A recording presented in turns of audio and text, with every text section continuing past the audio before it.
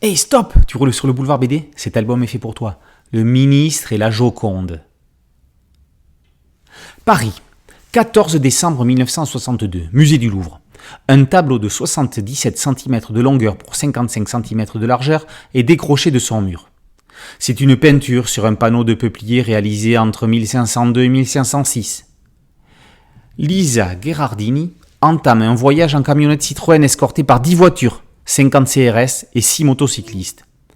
Le tableau, placé dans un container isotherme de 1,31 m de hauteur, de 1,20 m de largeur, pesant 80 kg, est protégé du moindre écart de température.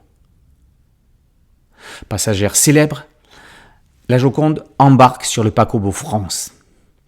Durant les 5 jours de la traversée, voyageant en cabine de première classe, elle ne sortira pas de cette dernière. Installée dans l'appartement Artois, M79, au centre du navire, elle fut la passagère la mieux protégée de la traversée avec 6 gardes du corps. Pendant ce voyage, elle est accompagnée d'André Malraux, ministre d'État chargé des Affaires culturelles, étant à l'initiative de ce périple spécialement demandé par Jackie Kennedy lors d'un séjour à la Maison-Blanche en mai 1962. À l'époque, la valeur du tableau était estimée à 500 millions de nouveaux francs, soit 40 millions de plus que le coût du paquebot France.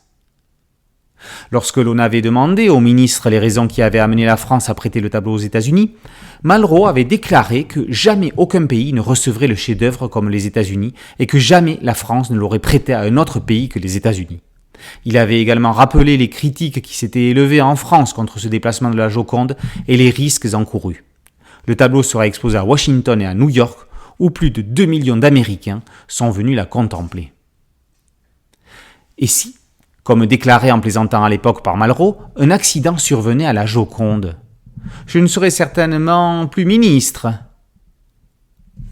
C'est le scénario proposé par Hervé Bourris et Franck Bourgeron, illustré par Hervé Tancrel. Notre trio a su réunir réalité historique avec scénario qui va tourner à la catastrophe pour notre ministre d'État chargé à la culture. Un personnage qui va en voir de toutes les couleurs suite à la disparition du célèbre tableau.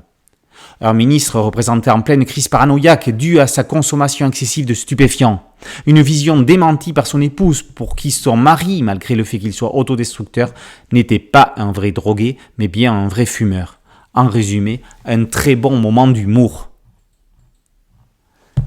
Le ministre et la Joconde, par Bourris, Bourgeron et Tancrel, et paru aux éditions Casterman.